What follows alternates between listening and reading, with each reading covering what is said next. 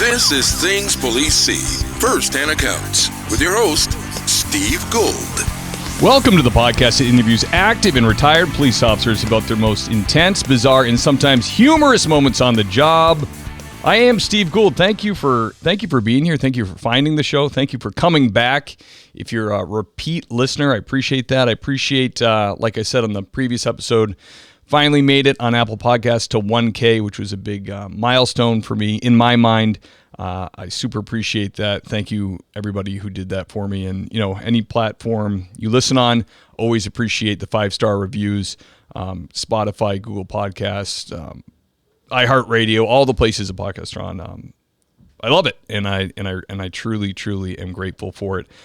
If you really love the show and you want to show that love to me monetarily, you can do that at Patreon. The link is in the show notes. There's 2 levels. There's a patrolman and a sergeant, and you get different things for each one of them. Direct access to me. You can shoot a question at me to ask on the show. You'll get early release of the podcast directly to the Patreon feed. So there's a few perks there. I'll also send you a 3x3 circular vinyl sticker with the TPS logo. So do that. I will send you that, and I will be forever grateful. The show, the Patreon really helps pay the bills for the show, for the website, for this video recording software I use, for the video editing software. The thing about software nowadays is you don't just buy it and use it.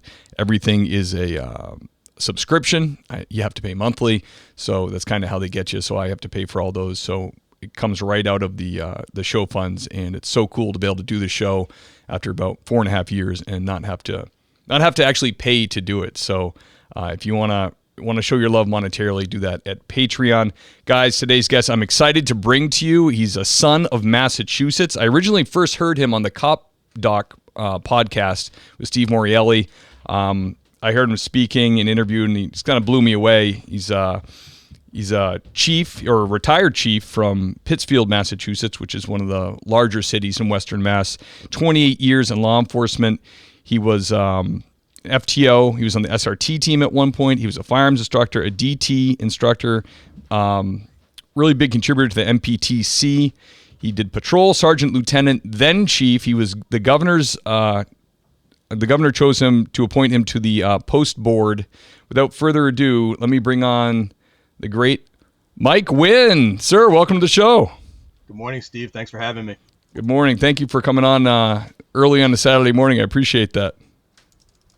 That's not a problem. Are you an early riser anyways? I feel like you might be the kind of guy that wakes up and... I am not. I am not a morning person. Damn. I have to work through my mornings to get productive. I'm the same way, man. I make for the slots for the show, so people know, I send out a link, and there's only certain times open because like you called it when we were talking. I have to have my time open for road jobs, and Saturday morning is always the earliest, and 8 a.m. is because I get off at midnight, and usually right. I've already done a double, so I always wake up scratching my eyes at 7:45. I'm already awake for maybe 45 minutes, but I'm always like, why do I schedule these things so early? I'm barely awake. I was looking at the scheduling link, and I was like, this is the day I'm coming back from vacation. Do I really want to do an 8 a.m.? But I need to make it to the dojo for 10:30, so I didn't want the later slot. Oh, yeah, jiu-jitsu, right? Yeah. It rears its ugly head again on my podcast. Yeah. Shaming me further. Jiu-jitsu is life. Yeah, that's very cool, man. We're hitting the dojo too. My kids they take martial arts at the Y. So, that part in the Karate Kid when he's like, I want to learn real martial arts, not this crap at the Y. I'm like, kids, earmuffs. The Y's fine. But it's as long as they're doing something. Yeah, I like it for the structure, for the discipline. Yep. It's Subak Do, so it's not like you don't hear about people really using that in the octagon to be an effective kind of moves. But the instructor is really great. It's Korean based, I think, and he it's yes sir, no sir. He's strict about kids talking out of turn. Tradition and discipline. I mean, your kids are young, right? So. Yep, 9 and 13. It's a foundation, right? They'll find their art when they're ready, but they'll have that foundation, and it translates. Absolutely. And I told them that. I said, if you guys get really into this, because they do light sparring. I said, if you really get into it, we'll look at something that's a real fighting art. Like something, if you really want to learn how to fight, we can do that too. But let's start with this. It's kind of like a perfect intro. And I'm not taking anything away from Subak Do. I'm sure there's guys out there that can kick ass. I'm guaranteed it. I mean, you know this. You've been on the job long enough. Like when I came on, we used to say, that grappling stuff. I'm the only reason I go to the ground is so I can get back to my feet. And all of our roll-arounds go to the ground. So there's a lot of value that translates to law enforcement for jiu-jitsu. Absolutely. That what they say, 80% of fights that last longer than 10 seconds go to the ground. They all go to the ground. Yeah, my dad told me a long time ago. He was never like a big fighter, but he took martial arts. He was a cop for a long time, and he got in some scrap ups, and he said, you never underestimate people, and always, he said, people that can box or wrestled in high school are going to be your biggest problem. Jiu-jitsu wasn't a thing when he was a cop, but he said, if you see the cauliflower ears, he said, be real careful. He said, wrestlers they'll get you quick. He said, wrestlers are even more dangerous than boxers. They can really, really screw you up, especially with all the stuff around your waist. It's hard. Like we have a program in the department I just left where our officers get compensated to train, and a couple months a year they train in their gear. Wow. It's a different thing when you get knocked to your back. Like a turtle. There are outriggers, right? It's impossible to turn. So, learning to fight from your back, learning to fight from your guard has particular value. Absolutely. I remember that in academy we were doing something. I was trying to roll to my right, my gun side, and I was like, boop. It was like a stopper. I'm like, you're trying to do your coiled snake. Yeah. Absolutely. So, Mike, you went all the way through the ranks, where you were at in Pittsfield. And Pittsfield is a really neat city to me because in Massachusetts, I know there's only, I think 3 or 4 cities that actually like investigate their own homicides, kind of have that permission from the DA's office. It's a busy little city. Yeah, so we're the smallest city that's a member of the Massachusetts Major City Chiefs. So we're right here on the New York border, kind of on the frontier. And our daytime population, that's not right. Our population, according to census records, is about 44,000. But for planning purposes, when I was running the department and doing budget, we always use 70 because the hospital is here and the financial district is here and all of the shopping is here. So, we police a large town, small city, but we're also equidistant between Albany, New York, Springfield, Mass, and Hartford, Connecticut. So all of that city crime comes on the interstate highways through our town. Or through our city. So we are a city police department in the middle of a very rural area. Yeah, absolutely. I went to sergeant school with I think 2 of your guys, maybe one of your guys, might have been a couple. Which sergeant school? The MPTC or down at Roger Wynn? MPTC. Okay, yeah. So you guys do both? So ironically, I teach at Roger Williams, but I haven't used Roger Williams for my sergeant school for a little bit, because it's so cost prohibitive to send our people down there for 2 weeks. Yeah. But we're working through that. Yeah, all my Cape, I started being a cop in the Cape. All my Cape buddies, Cape Towns have plenty of money. They all go to the Roger Williams one, and I was even trying. It's a great program. Oh, I bet. I was trying to go through Morelli and be like some kind of discount program for fellow podcaster. He doesn't handle the billing, but I know the guy who does, so I'll put in a good word for you. Right, thanks. Yeah. So, Pittsfield's an interesting place. When I went to Westfield State, there was one of the buddies I met there was from Pittsfield. And I didn't know much about it. And then I was listening to a podcast of all things, actually, and Pittsfield came up on the WTF podcast with Mark Maron, and he had Elizabeth Banks on. Oh, yeah. Yep, and she came on, and, honestly, that interview with her made me like her less because is she good for Pittsfield? Does she take care of you guys, or does she come back and do anything? When she comes back, she's always very gracious when she mentions where she came from. She doesn't come back all that often, but her family is still here. Okay. All right. Yeah. She went on this diatribe about Hollywood versus where she grew up versus her high school boyfriend, and why. It was more he wouldn't get it. He's not in with the in crowd. He's kind of doing some blue collar job, and I'm here in Hollywood. And she just made her, I was shocked because she made herself sound so great, and that dating her high school boyfriend would be such a low level thing for her that she wouldn't be interested. And I was like, damn, that was kind of cold. It sounds cold. Yeah. All right, brother. Let's I want to get into your career here. So, can we go way back to young officer Wynn patrolling the streets? Can you tell us to the best of your ability, tell us about the first call you went to that was really hot to you at the time, got your blood pumping? Yeah. So I was thinking about this after I got your prompts, because I listen to the podcast regularly. I was racking my brain. I was like, I'm gonna take a little different tack with this one. So I distinctly remember the first call that got my blood pumping, but it didn't turn out the way you would think. So when I came on, we didn't have traditional field training. We had what back in the day we called break-in. Right.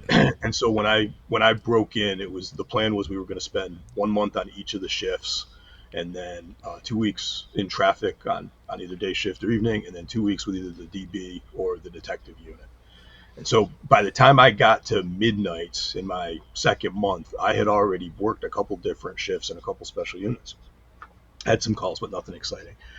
And so I get to my break-in officer, who ultimately ended up being a good friend of mine, and we're on patrol. And I don't remember if it came in as a fight in progress or a shots fired call, but it was a violent crime, and I'm driving.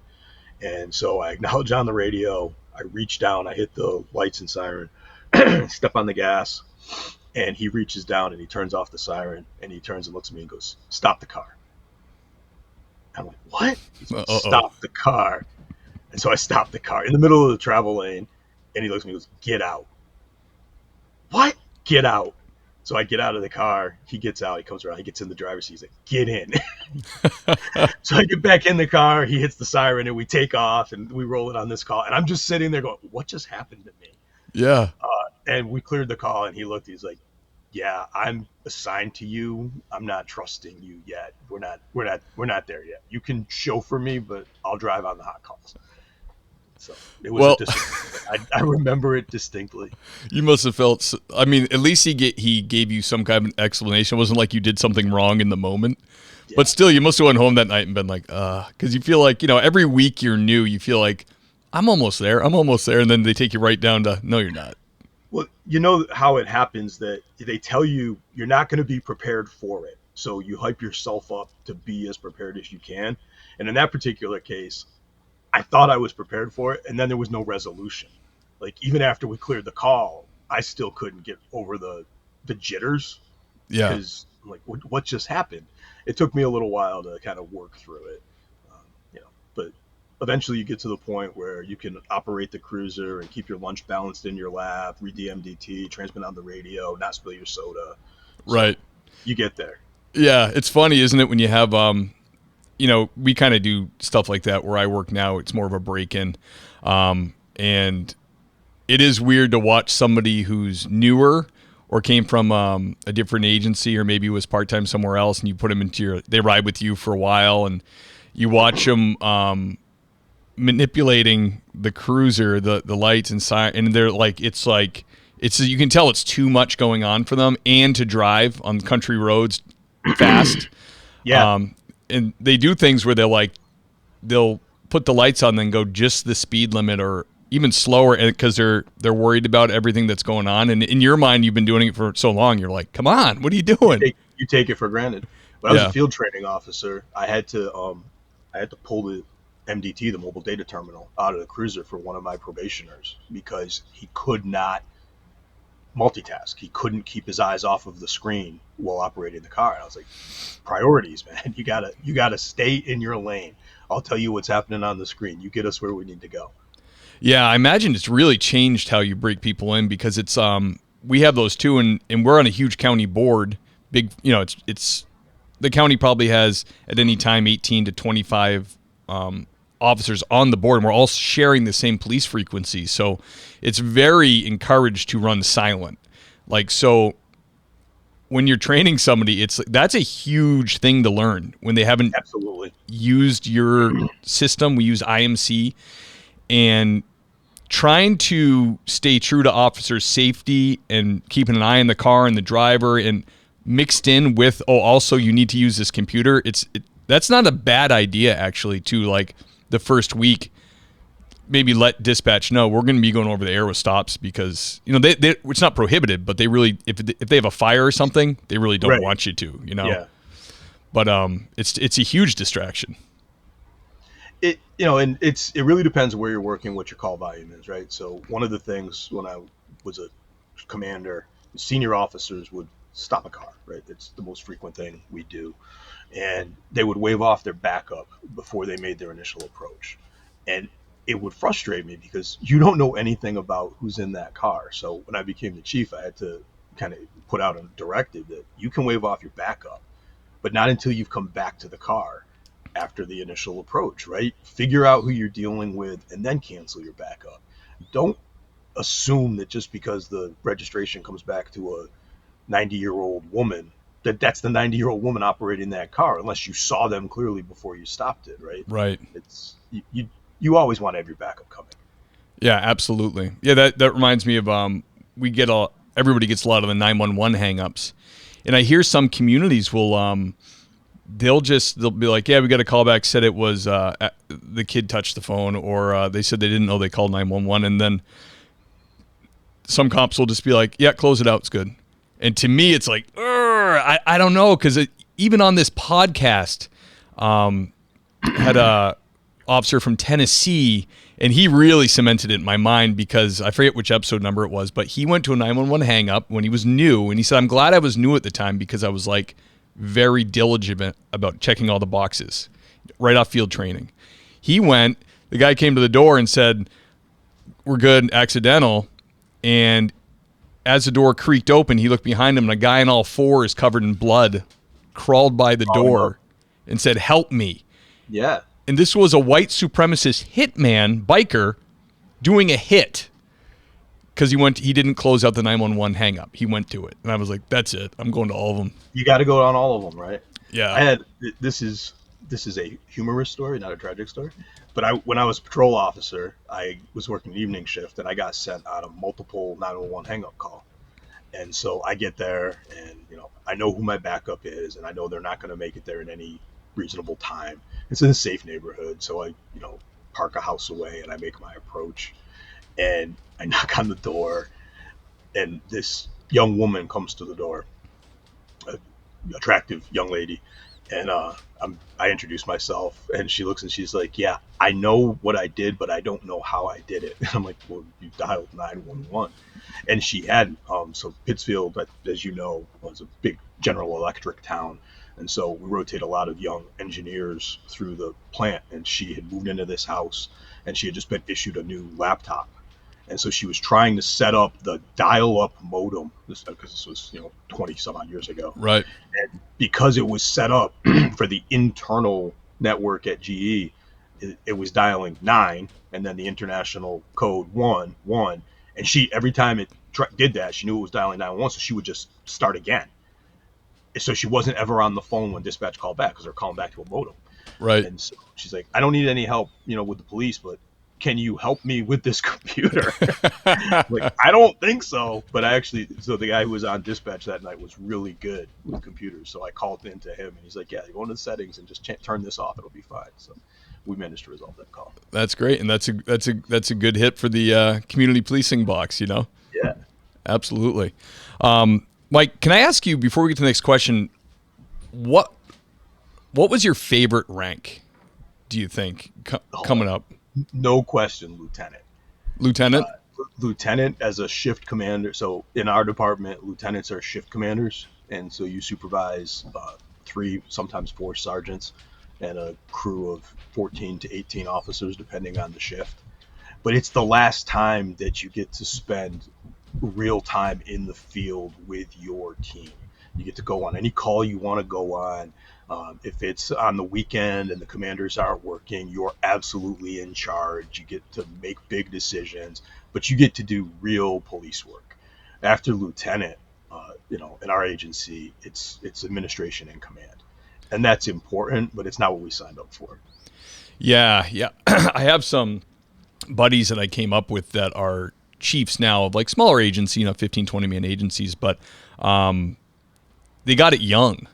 And it's kind of like, they're sharp guys and they're doing a good job, but it's kind of like, man, you are like out of the game now almost. You know what I mean? You kind of like ended your policing career early when it comes to like, actually, because now it's like if they come on the radio with a stop, everybody's like, what is he doing? Why is he stopping a car? Is he shaming us? Does he want us to stop more cars? All these questions come up. You know what I mean? Yeah. I made chief early. The circumstances that led to me making chief were kind of spontaneous and they were surprised. So I made chief in my agency, and I only had 13 years on the job. And the first morning that I was in my office as the chief, former partner of mine, friend of mine, he was a officer, K9 handler, union member, union leadership at the time. He walked in my office and said, "Congratulations. Now you only have to spend 15 years in this job for the rest of your career." And I was just like, man, come on. You couldn't give me the day to just kind of enjoy it. Yeah, that's funny. You had my chief when you were a DI at the academy. Really? Yep. You remember him? Do you know who the chief of Leverett is? No. Scott Minkler?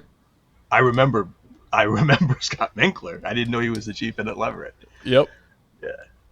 He has great stories. He was, they're all funny, being a recruit, and he was telling me. I told him you were coming to the podcast, and he was telling me some of the ribbings and things you guys did to the class, and you were like the head guy. You were like the disciplinarian. Yeah, I was the disciplinarian, so I wasn't the head guy. I was like the third hat. Right. That's what that was my job to kind of be the hard guy. And I don't remember what class Scott was in, but my first couple of classes, I did not get positive evaluations. And so we sat down and we realized, so I was a staff instructor, a drill instructor. I was on the DT team, and I was on the firearms team and the patrol procedures team. So every time they saw me, I was in tactical gear, polos and BDUs, either yelling at them or setting them up for some type of scary scenario where they could potentially be, injured or worse in the scenario. They never saw me in a positive light. So, and the other thing is the other staff instructors had stopped doing regular inspections, but they didn't tell me. And so we're never all there at the same time. After the first week, we rotate through. So I kept doing the inspections because that's what we had agreed to, but they just stopped doing them. And so the students thought I was doing it just to bust their chops, which I wasn't.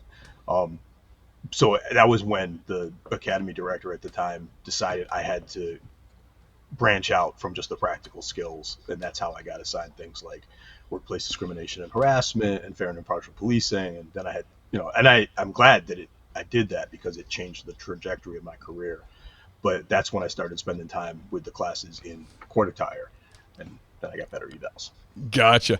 That's funny. The way he described it, you played the part perfectly. And that's, every cop I know is always grateful later for the heavy. Yeah.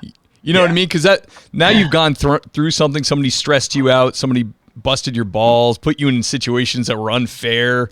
That's like, I went to Plymouth, and that's where we had this guy Mott. He was a New Bedford cop, and he was a Marine drill guy, so he did the frog voice. And for a guy like me who wasn't military, it was a great experience to get like someone in my face screaming at me, like just making things up to get me in trouble, just like creating them out of the air.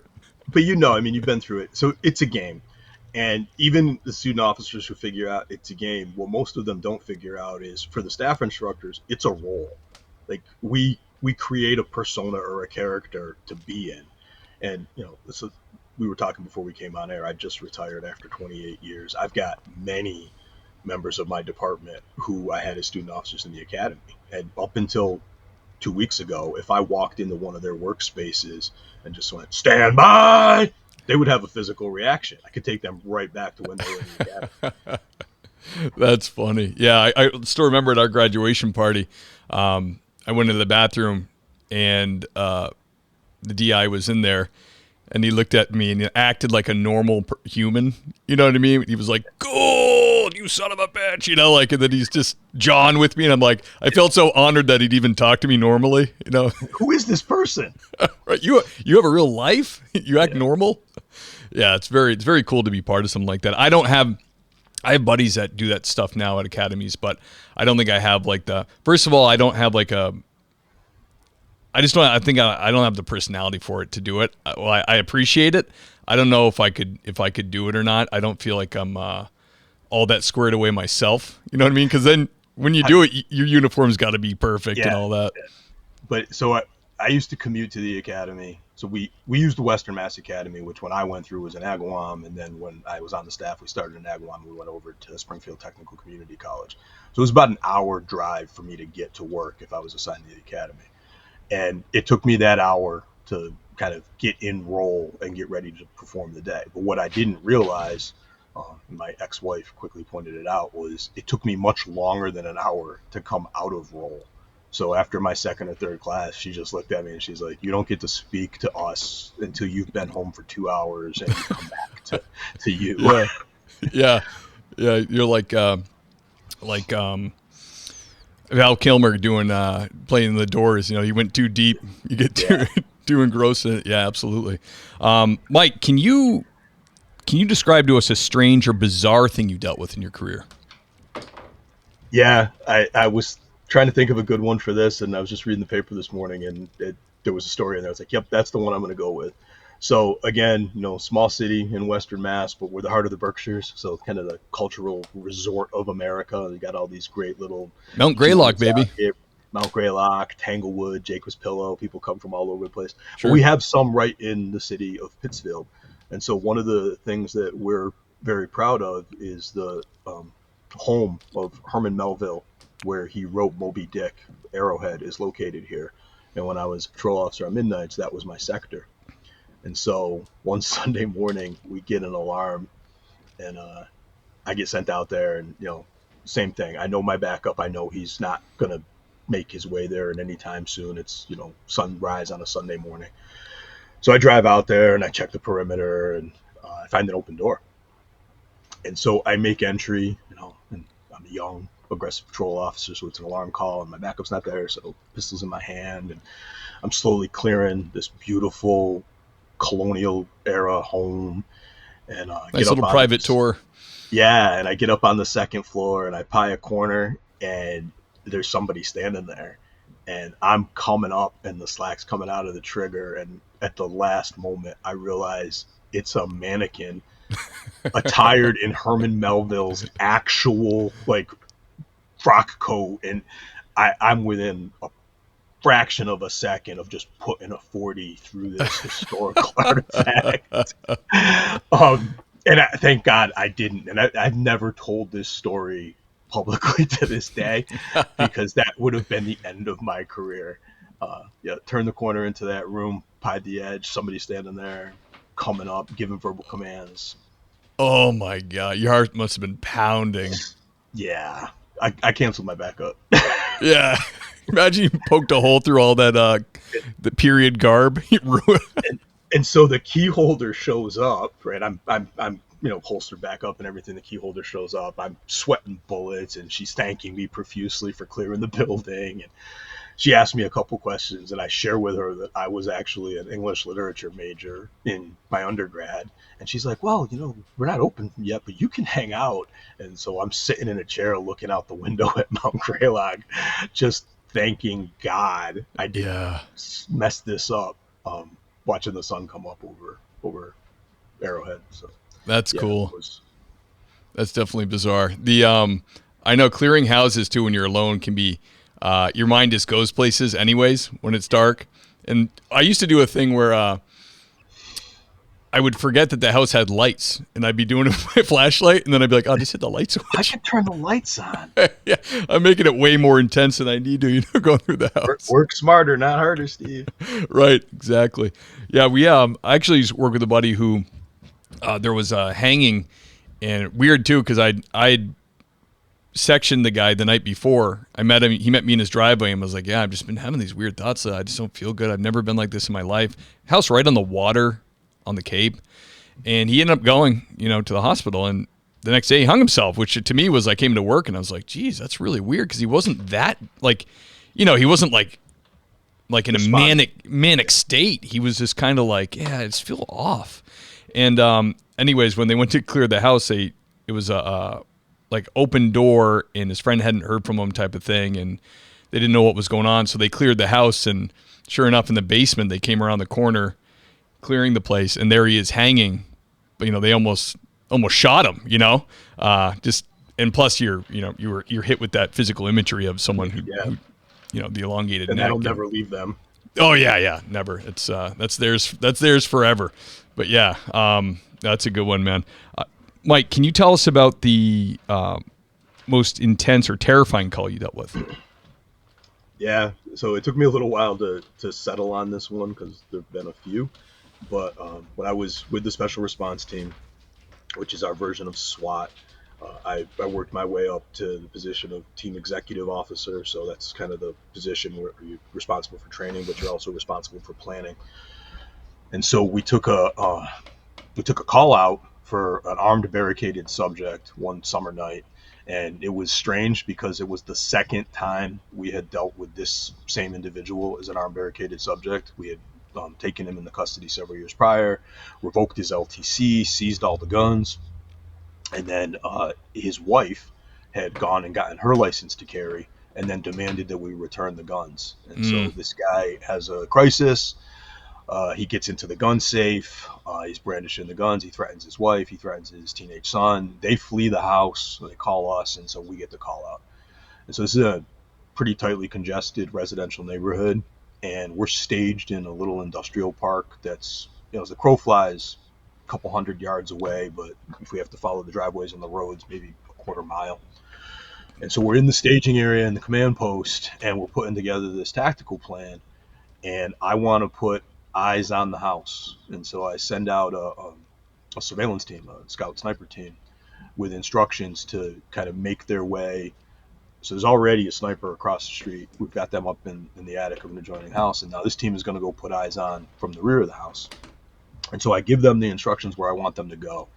But I messed up. I didn't do a tactical talk back and make sure that they understood exactly where I wanted them to go. And so there was a misunderstanding, and they moved one house too far.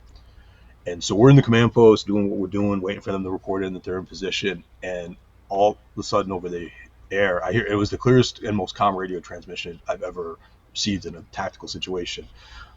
My buddy Brian comes up and he says, shots fired, we are pinned down, taking fire, and unable to move. Whoa. And in the command post, we're like, what? You kind of do what did he just say? And then without any communication, we just implement immediate action rescue team. And so we jump into vehicles and boom, we're there.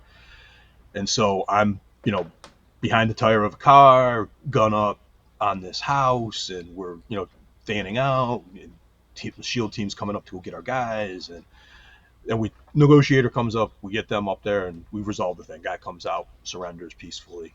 So we're in the debrief, and I'm like, yeah, when we got to the point, who drove to the crisis location? And my partner turns and goes, Lieutenant, you drove to the crisis location. You got into the expedition and you drove and you told me to bail out to the right and you came behind me. And to this day, I have no recollection of that quarter of a mile drive. It's just gone. Wow. Yeah, you were just like in the mode. Do you think that's probably a stress response, right? You just kind of. Yeah. It's those distorted memories. I distinctly remember the radio transmission. I can, to this day, picture my view of that window where he was. I know, given negotiator instructions on where to go and where to position himself, but I don't remember the drive. Wow, that's interesting. I have a few calls like that where I saw stuff that was really, really gory, and a few of them I can't remember what exactly I saw anymore. And maybe it's just my brain is like beep, like it's that. a protective mechanism. Yeah, that's crazy. The shots fired, was he firing out the window at you guys? So when I said they misunderstood my hope, my direction, and my fault, they stepped one house beyond where I wanted them to position, and they set off the motion detector light in the backyard of the target house. Yeah. And so when the light came on, he threw a round out the window. He was shooting in their direction, but not at them. But they were caught in the open. Like they basically had to hunker down behind a tree until we could get up there with the shields to get them out. Jeez, that guy was gone, huh? Did he ever get rehabbed and released back to the wild? So this again, I was a lieutenant, so we're talking probably 20 years ago, and we did not have a practice then of every time. Like we probably charged him with attempted murder, but we would have taken him in on a section that night, and Right. so because we took him in on a section 12 or a mental health hold here in Massachusetts, a lot of times they would just drop the charges. So I don't even know if he ever went to trial for that. Wow, that's interesting. When I have a question for you about the LTC thing, when and I'm not really involved in that world at all at my level, but It's a mess. I can tell. If that situation you described where someone in the household gets theirs revoked, but somebody already has one, so you must have to give some kind of plan of like, all right, this person doesn't have access, there's a safe they don't know the code to, and then you can give the guns back type of thing. So again, you're aware that the licensing authority here in the Commonwealth, it's normally the chief of police or the chief's designee, and you can either take action on the license based on the law or based on suitability.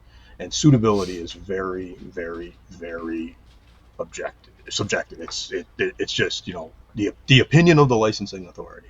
Right. And so you can demand that kind of plan, but there's no way for you to ensure compliance. Like you can't go do an inspection after the fact.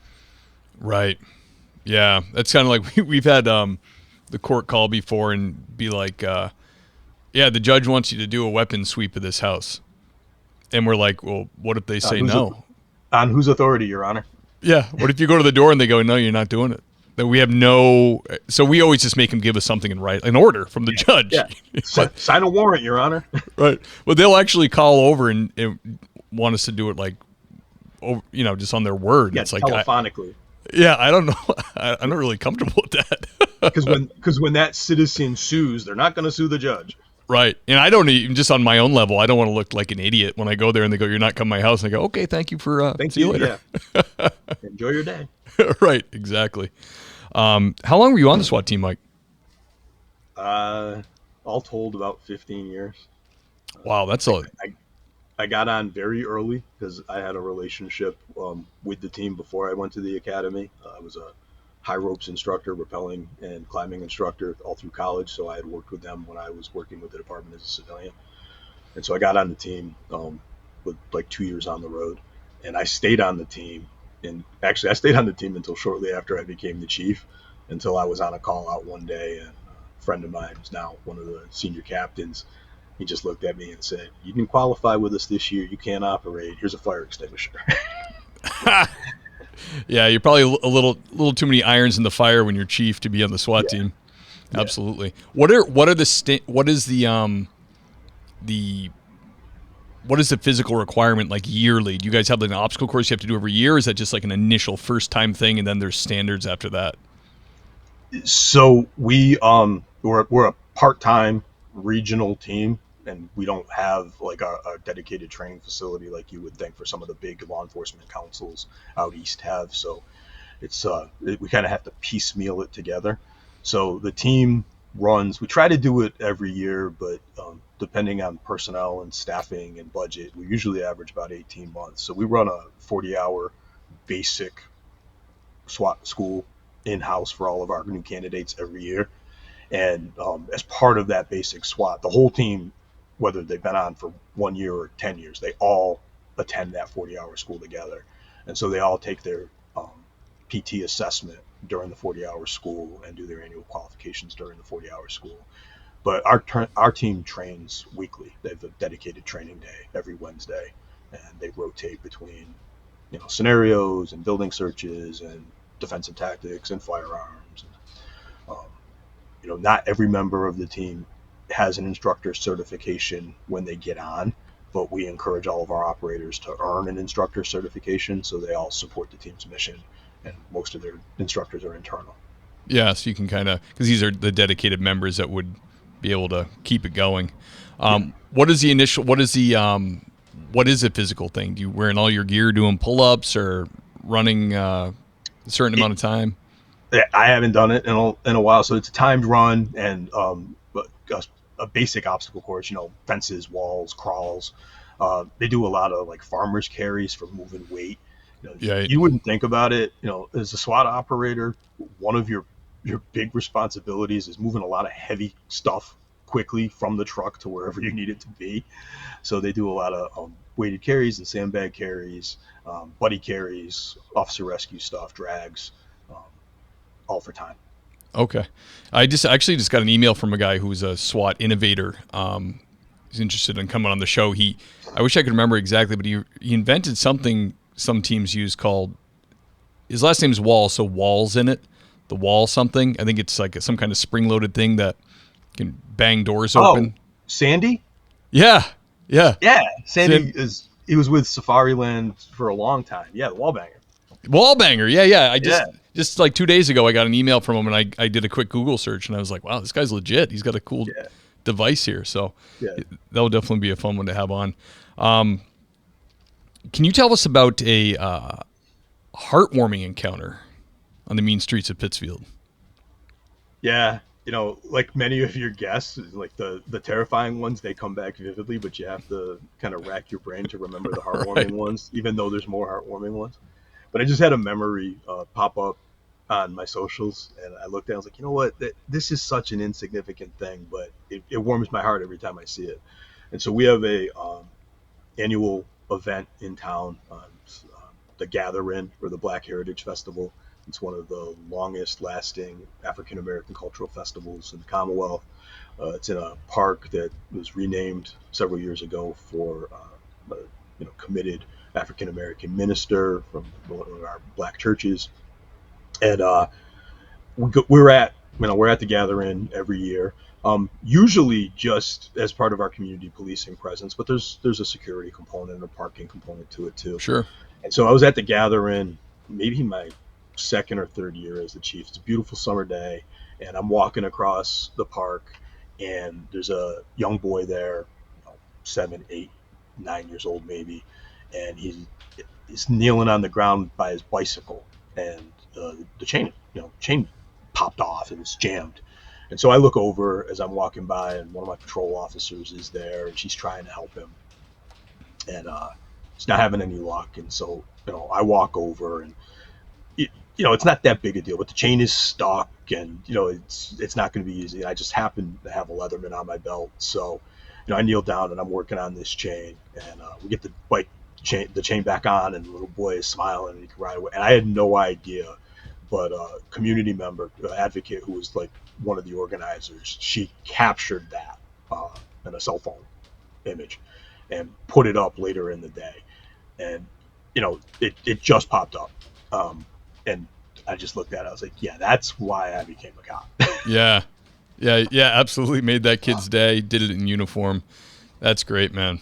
That you said a local minister was they renamed the park for. He when you said committed, you mean like he'd been there a long time? And yeah, he and his family relocated here during the civil rights era. He founded a church and a community center, the Christian Center, that's still here to this day.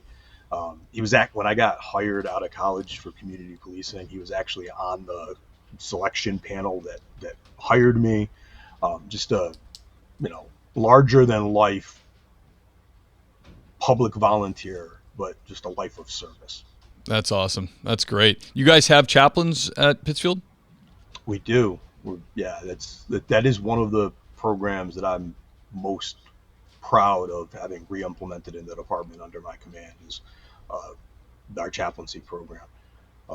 We have the department has it's a document, it's a guide by now. We call it our continuum of care that I had to take some time to create several years ago. And essentially it's a list of all of the services and resources that are available to all of our personnel, sworn or non-sworn, starting with our chaplains and through our employee assistance program, all the way up, including the 2 places that we can send people for inpatient residential care if necessary. And when we created it, it was a paper document because I had an officer in crisis and I couldn't remember who to call. I was like, I don't have time when they need something. I don't have time to try to figure it out. So we created the paper document, and then a couple of years later, one of my commanders had an officer in crisis, and he couldn't find the paper document. So then we had it loaded to all of our desktops as a shortcut. So if you log in on our network, it's right there. Yeah, smart. And then 2 years ago, we invested in a employee wellness app. And so now all of our personnel and all their family members can download our wellness app. And if you open the app, the continuum of care is right there on the homepage. So one of the things I did in my last 5 years is really focus a lot of time and energy on officer mental wellness and resiliency. It's kind of like my passion project now. But you mentioned it. I talked a little bit about it. You see things and experience things that will never leave you. Right. And if you're not taking care of if you don't take care of yourself, you're not going to be there to take care of others. And we go to the academy, we do that, arrive on scene safely thing. Don't walk up if the wires are down. Like, we do the physical wellness stuff really well. Right. We have to get as good at the mental wellness stuff. Hurt people. And so if you're not taking care of yourself, you won't be there to take care of others. Yeah, absolutely. Yeah, that's it's kind of a challenge working in a place with a lot of like reserves who cover shifts. Yeah. We'll have a reserve go to like a bad, like say fatal crash, but then you won't see that reserve. You kind of have taken upon yourself to reach out to them, because now they're back to their life of what they do for full time. So you don't get to like really be with them or like see how they're doing. So when we implemented in-house training for new sergeants, we started having these internal discussions among the supervisor and command group. And we took a page from our brothers and sisters in red in the fire service. They debrief after every call, right? They go on a call, they get on that call, they establish command, they mitigate whatever the hazard is, they solve the call, they rehab the call, and then all of those engine companies that responded to that call debrief on the scene before they go back to their stations, and then they debrief when they get back to the station as an engine company. And so we tell all of our sergeants now, when you clear a call with your team, debrief them before you go back in service. Figure out right there if you've got somebody who was impacted by that call, so you can start making the calls and requesting the resources now, instead of 4 days later he comes back to work, or in the reserve case 4 weeks later he comes back to work and says, "Hey Sarge, I'm not okay with this." Yeah. Do it in real time. Yeah, that's smart. They started, when I was on the Cape, they started kind of doing that on the sergeant level, where there were some towns around us that had bigger events, and I wasn't on duty at the time, but one town that bordered us, the sergeant had everybody back who was there, and he debriefed it, and everybody loved it. They didn't really know how they would feel about it, but the guys from our department thought it was great, even just to talk about it. You know what I mean? Yeah, I mean, if it's a major incident, we're going to do a formal scheduled critical incident stress debriefing, but that may be too late. I learned about this very early in my career. I think I was a young sergeant the first time I experienced this with one of my partners, where I wasn't even on the call. He handled the call early in the day. It was an infant death, drowning, and we went to dinner that night. It was it was a planned thing. Several couples were getting together, and I looked across the table at my friend, and he wasn't there. Like, he physically was there, but he was emotionally and cognitively checked out. And so I dragged him in the hall. I'm like, "Hey brother, are you okay?" And he's like, "I'm not." And I didn't realize it, but it turned out that the child that they had responded to that day, who passed, was the same age and had the same first name as his baby. Oh, that's even rougher. He could not stop conflating those images. And so, I called our chief and I was like, "Hey boss, we got a problem. We need to get this guy some help." But you have to find out in real time when your people are impacted. Yeah, it's not good to be like, we'll figure it out when it festers for long enough and they start having like physical reactions to it. Not a great plan. Well, and the other valuable lesson I learned in my time in command is that when you get to the point that you're going to do a structured debriefing, you have to remember to include the dispatchers, because they never find resolution. Right. Yeah. On an everyday basis. For anything. Yeah. For every call they dispatch, they never get to be there for the end. Right. Yeah. That's so true. Yeah. I had a few I didn't go to. We had like a plane crash and then like a bad fatal. And, I was just younger, and for whatever reason, road job, I think for one of them, it was kind of like, it was optional. Yep. And it was the next day, and I just didn't go. And I look back, it was such a mistake, because those events did impact me. And I can think back of like, however you cope with it, you just drink a little bit more, or, whatever you do. And luckily whatever your coping mechanism is, right? Right. Yeah. It amplifies it. And mine wasn't like, meditating and relaxing. It was like, a couple beers, a little choir practice or whatever. But I mean, I share this story openly. I've been sharing it for several years now. I'm in therapy. I've been in therapy regularly for quite some time. The first time I went to therapy was shortly after I became the chief, and it wasn't because I was in crisis. I was experiencing some pretty serious command isolation, and there was some personnel issues I was dealing with that were so sensitive I couldn't even talk to my captains. And I just needed a safe place that I could go and confidentially speak about what I was dealing with. Sure. So I called the EAP, and they put me in therapy, and I did 6 sessions. It was fine. I didn't think about it for years. The second time was following a department officer involved shooting, and I wasn't involved in the shooting. I wasn't even present. But the officer who was involved, it was his second OIS. And so he had been involved in an OIS. He had left service as a result of his first OIS. Oh, wow. He had gone through all of the steps he needed to go through and asked to come back. I had him screened and let him back. And shortly after he came back, he was involved in a second OIS. Oh, my gosh. And when I walked up on that scene and I saw him sitting there, I was like, I never should have let him back. He shouldn't have to go through this again. And so, we cleared the scene, and I went home late that night, and I'm sitting around, and I couldn't sleep. I just, playing it over in my head, and I couldn't sleep. And I had been teaching, stress and resiliency for a couple of years, so I know all the things to do and all the things not to do. Right. And, but I told myself, if I just go pour a small bourbon, it'll take the edge off, and I'll be able to fall asleep. Right. And several hours later, my wife found me bawling on the bathroom floor. Yeah. And so she made a couple phone calls for me, and a couple of my buddies, a chaplain, they came, and they got me through to the bright light of the day. And then I thought to myself, if they called me and told me one of my officers was in this condition, I wouldn't let that officer come back to work without being cleared psychologically. And I can't in good conscience just pretend this didn't happen. So I called the EAP again, and they assigned me to the therapist that I see now. And so it took more than 6 sessions that time. But he cleared me, and, I was going back to work and doing all my regular stuff. And then a few months later, I wasn't in crisis, but I could feel the anxiety and the emotions and the demons pent up again. And so I called him back, and I said, I'm not going to be there again. I want to check in with you regularly. And so for the last couple of years, every 3 or 4 weeks, I do an hour with him just to make sure I'm in the right headspace. Yeah.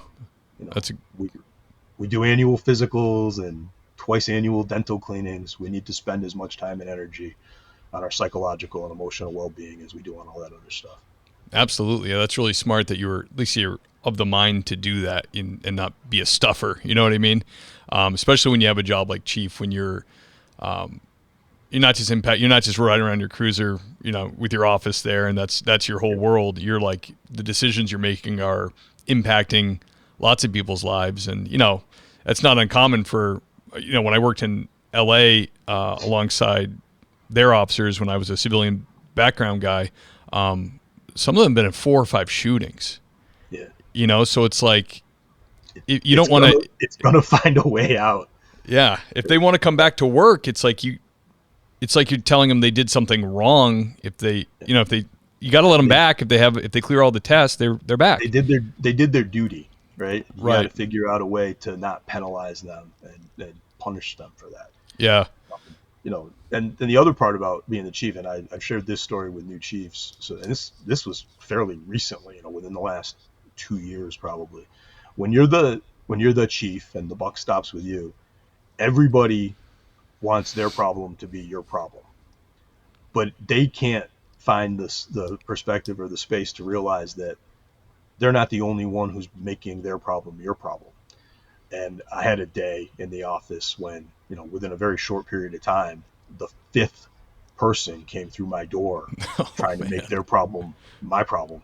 And I said, now I know, right? Four is the upper limit of my ability to take on other people's problems. When it goes to 5, I need to tap out and call for help.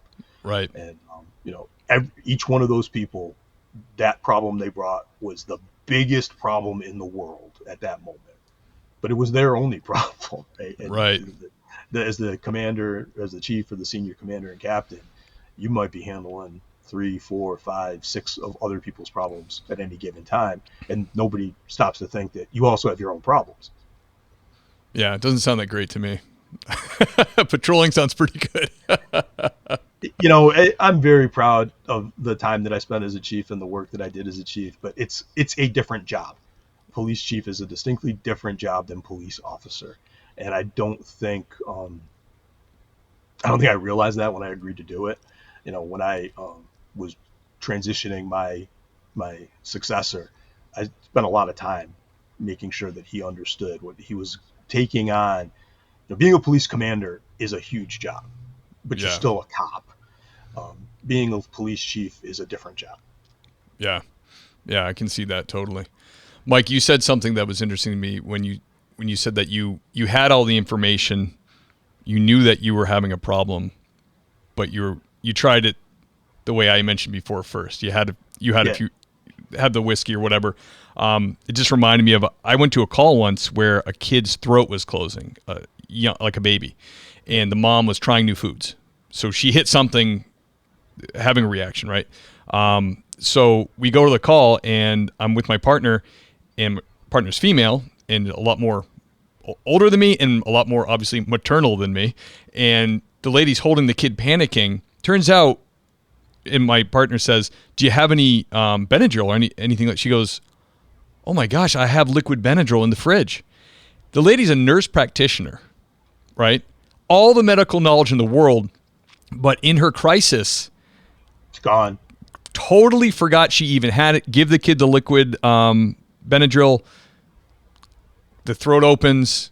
Everything's fine. It was some kind of reaction. But in that moment, she had lost it all. It was incredible. It was like, wow. I never even would have thought of it because I was like, I don't know, in my mid-early 20s, I would have just been like, keep the airway open, get the ambulance there. So I always thought that was fascinating to me because, like, to me, like a physician or anybody with that high level, that kind of knowledge how could they ever forget that? Or how could they ever not, you know what I mean? So 1, forget, or 2, just not be ready. Right? So this, just happened to me recently. So first week of June, I'm going back to college for my 30th college reunion.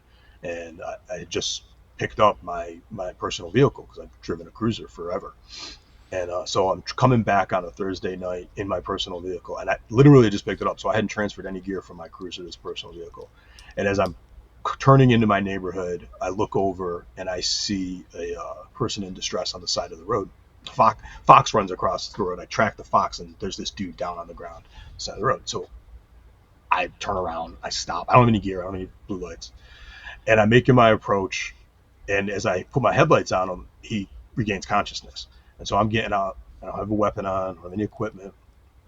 And in my head, I'm like, this is the story, right? You're 3 weeks shy of retirement. You're by yourself. this is the story. This is going to be the news, right? And so I'm watching his hands, and he buries his hands, and I don't have a radio, so I'm trying to call back into dispatch, and it was fine. He was a Section 12. He was despondent. He'd taken a bunch of medication and wandered off. We got him to the hospital, and it was fine. But the next day, I'm back up in the college, and I'm talking to some of my classmates, and I'm sharing this. Never again, right? Because I put together a go bag that morning before I went back up there, and I had gear and tourniquet, and, right, pocket mask, all that stuff. And I'm talking to one of my classmates who's a emergency surgeon, right? ED surgeon.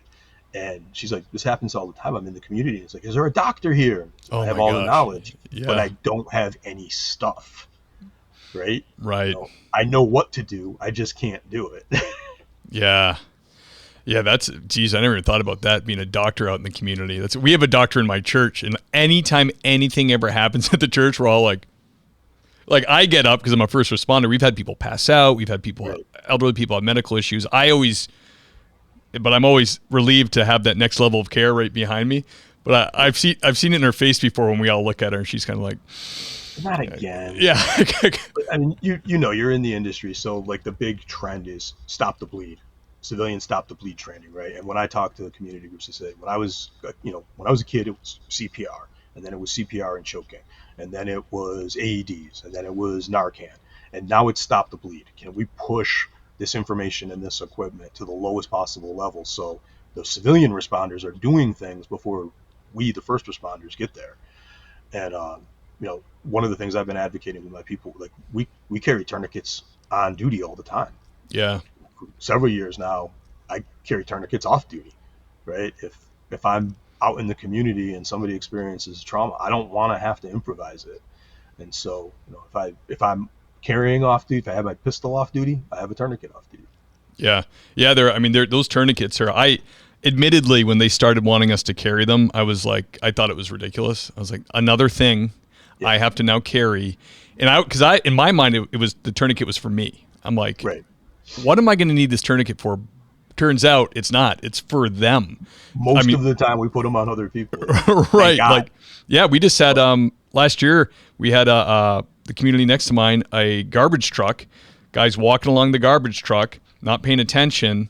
And the guy walking put his foot in the way of the wheel, and it was a dually rear wheel. So I got pulled into between the tires, ripped his foot right off, and tourniquet time, right? The cops show up. Luckily it was in front of a person's house who was a doctor. They ran out too, and they did the tourniquet. And I was like, that's it. And I've heard about that a bunch of times. I went on a call in the other community next to us where there was a really bad slashing to the artery up in your arm. And I mean, there was arterial blood on the wall. And the first thing I show up to is a buddy of mine putting the tourniquet on. I'm like, these things are really useful. But on the other hand, I was at Chiefs Conference in Philadelphia several years ago, and I took a seminar on tourniquet programs, and both of my instructors were Philadelphia officers who had self-administered tourniquets following gunshot wounds and saved their own lives. Wow. So you got to have the equipment. Can't imagine. Yeah, that I don't know if I guess you wouldn't, you'd be in a total state of panic if you got shot. So you'd probably really wrench that thing down on yourself. Because they tell you in the class, like, if you do this to somebody, they're not going to look at you like you're their friend. They're going to be not happy. But you also have to practice self-applying. Right. Yeah, absolutely. Our last round of in-service this year was self-application of tourniquets. Right. Yeah. Though my one complaint about it is it's on my vest where I drive, and it's making all my sleeves to my shirt have like shaping all your uniform. It's like a beard. I have to like use a razor to trim my uniform. I guess it's worth it if it saves me. I found a supplier that makes much smaller tourniquets. When we finish the episode, I'll send you some information. Excellent. One last question for you. It's a real popular one, and you're a perfect guy to answer it. A lot of new cops or people, actually a lot of people looking to get into the police world. They might be on the fence. Sometimes they write emails and say, because they listen to you guys, they decided to do it, which is like the biggest compliment I can get for the podcast. What would you tell new officers or candidates getting into the field now? This one's easy. It's two things. One, it's the world's greatest profession, right? It is a front seat view to a show that there's no other way to get admission to. But you only have one chance to make a first impression. And it may be your 10,000th motor vehicle B&E, but for that victim, it's their first. And in that moment, they've been victimized and they're traumatized, and their whole world has been shaken to the core. And if you don't display a little empathy in that initial moment, you'll never salvage that relationship. They're looking for somebody to make their worst day better, and they called you. So a little bit of empathy, a little bit of compassion goes a long, long way. Because if you lose that relationship with that resident, it'll take us years to get it back. Great advice. Words of wisdom right there. Absolutely. The great Mike Wynn, Chief Wynn. It's been a long time coming. I've been bugging you on the messenger for about a year. Finally retired. Yeah. It was awesome to have you. Truly was an honor, man. Thank you so much for coming on. It was my pleasure. Thanks, Steve. Absolutely. Can you hang up for a sec when I just do the outro? I can. All right. I'll be right back with you. Ladies and gentlemen, the great Mike Wynn, son of Massachusetts. Man, great stories, great conversation. So appreciate him coming on today. Now is the time in the show when I do the Patreon Sergeant shout-outs. I'm not prepared per usual, so let me open the audience here. The Patreon audience is growing slowly and steadily. I so appreciate that. I'm not even joking. No matter what I'm doing in my life, when it beeps that I have a new Patreon to the podcast, it makes my whole day. So I strongly encourage you, if you love the show and want to give me some of your money, I'll take it. That would be great. But I will say, as I always do, the show will remain free. The whole point is to get it out free to the world, so people can get a better appreciation for what the men and women of law enforcement are actually doing out there, and really get an inside look at the job. So Patreon Sergeants, who I'm talking about is Sarah Pomeroy, the great Andy Biggs, Greg Gadboy, Adam Mihal, the great Chris June, Gary Steiner, Jake Pinedo, John Shoemaker, the great Lauren Stimson, handsome Lane Campbell, Seth Wright, Deputy William James Ong, James Rose, Tony Fahey, Ben Peters, Braden Walker, Jason Lau, the great Mike Wynn, Sasha McNabb, Scott Minkler, Tammy Walsh, Sean Clifford, the great Dennis Carrasquillo, Motor Cop Chronicles podcast. That's the Iceman, everybody. Check him out. George Tessier, see you in church, buddy. Nick Noose, Scott Young, the great Tom Connell, the author and retired ATF agent Wayne M. Miller, Dan Carlson, Burley Boards, Doug and Kelly Newman, see you in church, guys. Joe DeFries, Dave Ellman, the great Elliot Sykes, Holly Vanover, Richard Tolles, keep trucking, brother, be safe out there. Brittany Sims, Christian, Jace Crow, Brad Thompson, the great Kyle Roberts, and Zach Haney. Guys, thank you. The list is getting so long, I'm out of breath, and I like that. Fantastic. I truly appreciate you. Guys, I will see you next week.